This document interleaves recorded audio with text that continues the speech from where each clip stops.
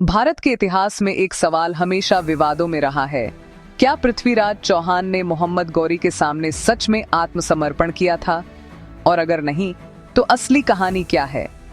12वीं सदी के भारत में चौहान साम्राज्य अपनी शक्ति के चरम पर था। 1181 की पहली तराइन की लड़ाई में पृथ्वीराज ने गौरी को शिकस्त दी थी। ये जीत इतनी प्रभावशाली थी कि गौरी को मैदान छोड़कर भागना पड़ा, मगर यहीं से दोनों के बीच दुश्मनी और तेज हो गई। एक साल बाद 1152 में दूसरी तराइन की लड़ाई हुई। इस बार गौरी ने बड़ी तैयारी की थी। उसने 1 लाख से ज्यादा सैनिक, घुड़सवार, तीरंदाज और अलग अलग इलाकों के सहयोगी लिए।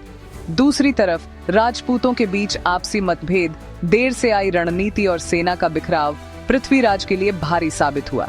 ज्यादातर लोग सोचते हैं कि पृथ्वीराज ने गौरी के सामने घुटने टेक दिए थे, लेकिन इतिहास की प्रमाणिक किताबें जैसे ताजुल मासिर और ताबकात-ए-नासिरी साफ लिखती हैं कि पृथ्वीराज ने आत्मसमर्पण नहीं किया।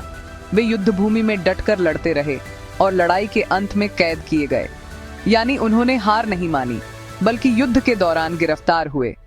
कहानी यहीं खत्म नहीं होती।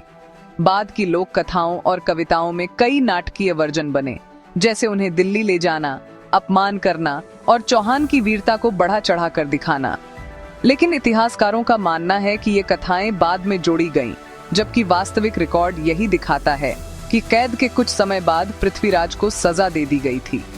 असल इतिहास कहता है कि पृथ्वीराज चौहान ने झुककर नहीं, बल्कि लड़कर अंत स्वीकार किया।